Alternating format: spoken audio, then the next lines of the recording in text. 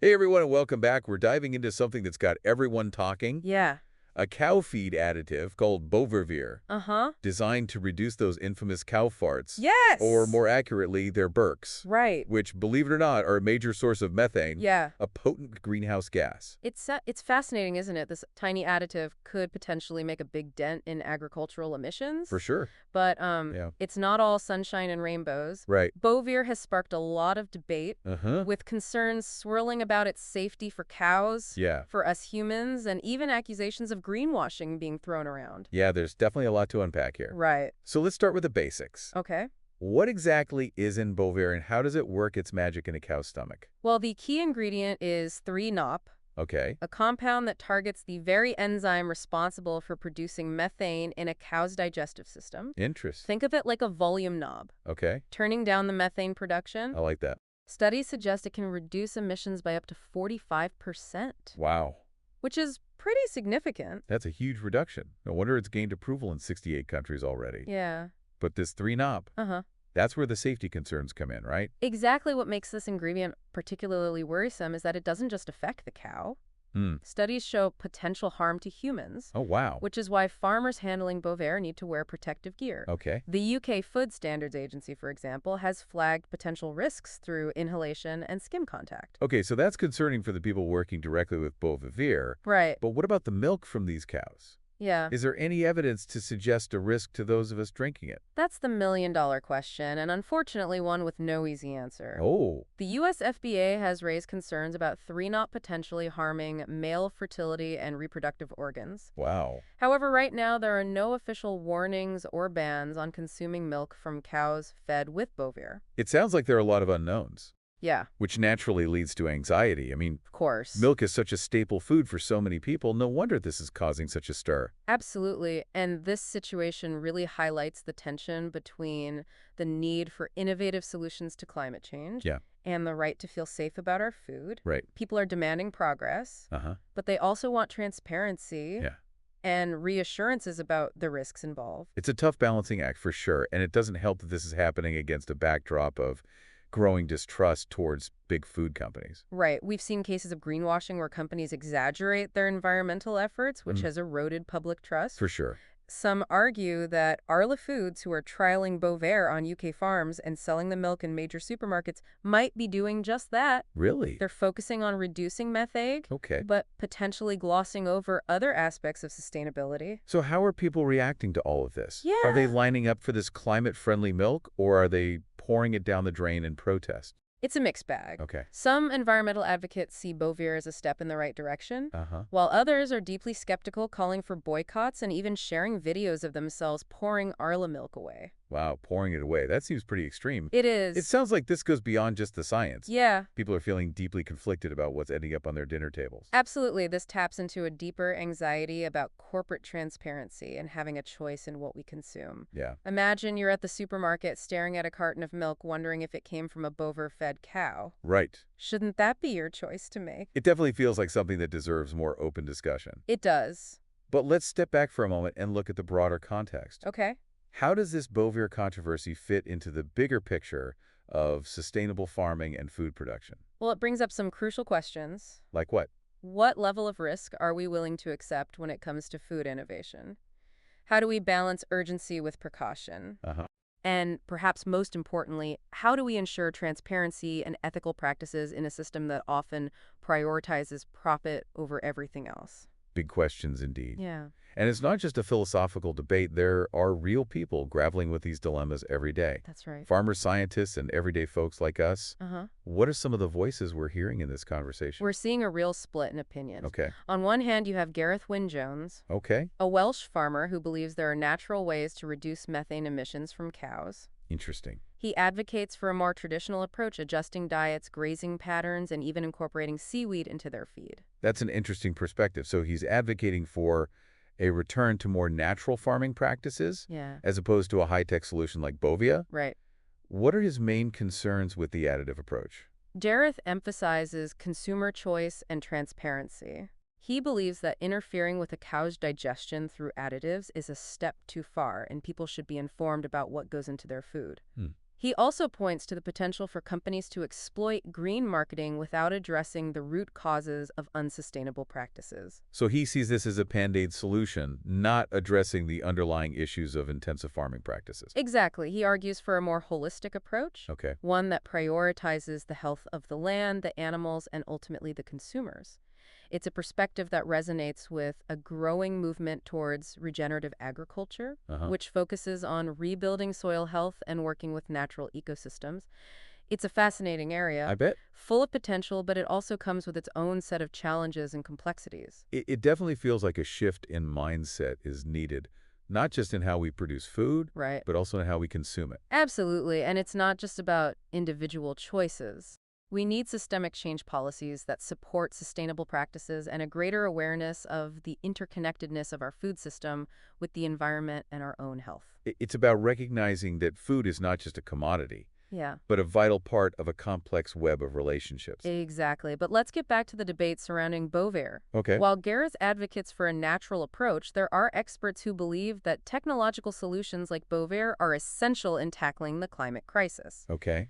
Professor Chris Elliott, a food safety expert, Okay. is a strong proponent of the additive, citing its rigorous testing and the potential for significant emissions reduction. So we have a farmer advocating for tradition and a scientist backing innovation. Right. It's a classic tug of war, isn't it? What are Professor Elliott's main arguments in favor of Bovaer? Professor Elliott acknowledges the concerns, but emphasizes that the potential benefits in terms of reducing greenhouse gas emissions outweigh the perceived risks. Oh. He believes that with proper safeguards and transparency, Bovaer can be a valuable tool in our fight against climate change. It's a tough call. On one hand, we're facing this urgent need to reduce emissions, Yeah. but on the other, we can't just throw caution to the wind and ignore potential risks. It's a dilemma that goes beyond just Bovaer fear. Right. It speaks to a broader challenge we face as a society. How do we embrace innovation without compromising on safety and ethical considerations? You mentioned ethical considerations. Yes. What are some of the ethical questions surrounding a technology like Bovaer? Well, some people argue that manipulating an animal's biology for our own benefit raises ethical questions. It touches on the idea of animal welfare and our responsibility towards the creatures we rely on for sustenance. I could see how that would be a point of contention. Yeah. Is it ethical to essentially engineer a cow's digestion to fit our needs? It's a complex question with no easy answers, and it goes beyond just the cows. Okay. We also have to consider the impact on farmers. Yeah. Particularly small-scale farmers who may not have the resources to adopt these new technologies. Right. Will they be left behind? So it's not just about the science, but about the potential social and economic impacts as well. Exactly. This is where the need for transparency comes in. Okay. Companies need to be upfront about the potential downsides of these technologies, not just the benefits. Yeah. They need to engage in genuine dialogue with farmers, consumers, and all stakeholders to ensure that these innovations are implemented responsibly and equitably. That level of transparency seems crucial, especially given the already existing distrust of large food corporations. It's about building trust not just through words, but through actions. Uh-huh. Companies need to demonstrate a genuine commitment to sustainability, not just as a marketing ploy, but as a core value that guides their decision-making. It sounds like a pretty big shift is needed in the way we think about food production and consumption. Yes. But where do we even begin? I think it starts with awareness. Okay. Consumers need to be informed about where their food comes from, how it's produced, and the potential impacts on the environment and their own health. But it can be overwhelming to sort through all the information out there. Sure. How can we as consumers be more informed without becoming experts in every aspect of food production? That's where resources like this deep dive come in. It's about having these conversations, asking questions, Okay. and seeking out reliable information from sources you trust. So it's about being curious, doing our research, and not being afraid to challenge assumptions. Exactly. And don't underestimate the power of your choices. Yeah. Every time you buy a product, you're casting a vote for the kind of food system you want to support. That's a powerful reminder. Our individual choices can collectively make a difference. Absolutely. And beyond our individual choices, Uh-huh. we can also engage in advocacy supporting organizations that align with our values and pushing for policies that promote sustainable and ethical practices. So it's about individual action, collective action, and systemic change. It's a multi-pronged approach, for sure. But the good news is that there are already many people and organizations working towards a more sustainable and just food system. That's encouraging to hear. I have to admit, this Beauvoir situation initially seemed like a pretty niche topic, Yeah. but it's really opened my eyes to so many interconnected issues. It's a microcosm of the larger challenges we face in feeding a growing population while protecting the planet and ensuring a fair and equitable food system for everyone. Well said. So what does this all mean for the listener tuning in? What can they take away from this deep dive into Beauvoir and the bigger picture of sustainable food? I think the key takeaway is that we all have a role to play. Okay. Whether it's making conscious choices at the grocery store, advocating for change, or simply staying informed and engaged in these conversations, Yeah. our actions matter. It's about recognizing that food is not just fuel, Right. but a force that connects us all to each other, to the environment, and to the future. And by engaging with that connection in a mindful and responsible way, we can create a food system that nourishes both people and the planet. Well said. Before we brought up, I want to circle back to something you mentioned earlier, the potential economic impact of technologies like Beauvoir on farmers, especially small-scale farmers. Right, that's a crucial consideration. Yeah. We can't just assume that these innovations will benefit everyone equally. We need to ensure that they don't exacerbate existing inequalities or create new ones. So how do we ensure that these technologies are implemented in a way that supports small-scale farmers and promotes a more equitable food system? Well, it requires a collaborative approach involving farmers, researchers, policymakers, and consumers. Hmm. We need to create policies that provide incentives for sustainable practices, make new technologies accessible and affordable, and ensure that farmers have a voice in shaping the future of agriculture. It sounds like a multifaceted approach is needed, one that addresses both the environmental and social dimensions of sustainability.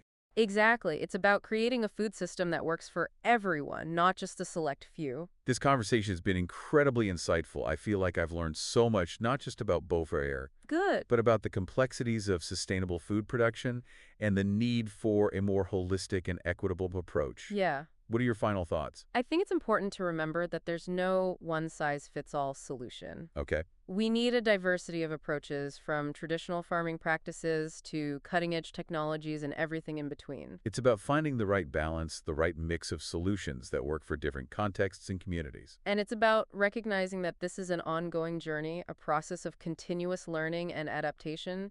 There will be challenges, setbacks, and disagreements along the way. But the key is to keep a conversation going, to stay engaged, and to work towards a future where food nourishes both people and the planet. I couldn't have said it better myself. Well, folks, that brings us to the end of our deep dive into the world of Beauvoir.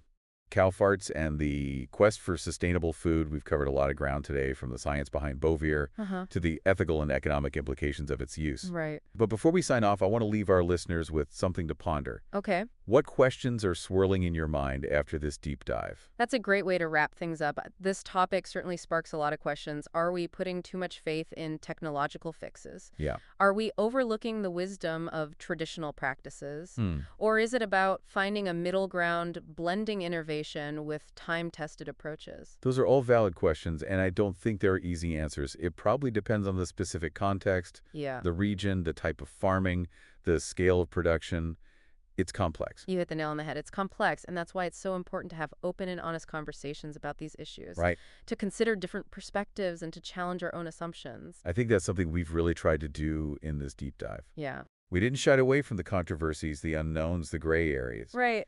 And that's what makes this topic so fascinating. It's not black and white. Yeah. There are valid points on all sides. Absolutely, and I think that's a healthy approach. It's about embracing the complexity, recognizing that there are trade-offs, and being willing to engage in nuanced discussions. We can't just blindly embrace new technologies or cling to tradition for tradition's sake. Right. We need to think critically, weigh the evidence, and make informed decisions that align with our values. Well said, and those decisions, both individual and collective, will ultimately shape the future of our food system. So to our listeners, we want to hear from you. Yes. What are your thoughts on this Beauvoir controversy? Do you see it as a promising solution or a risky experiment? What questions are you wrestling with? What insights have resonated with you? Share your thoughts in the comments below. We're all in this together, figuring out how to create a food system that's sustainable, equitable, and nourishing for everyone. And if you have any suggestions for future deep dives topics that pique your curiosity or spark debate, send them our way. We're always on the lookout for new and intriguing subjects to explore. So keep those suggestions coming, and until next time, stay curious, stay informed, and keep questioning the world around you.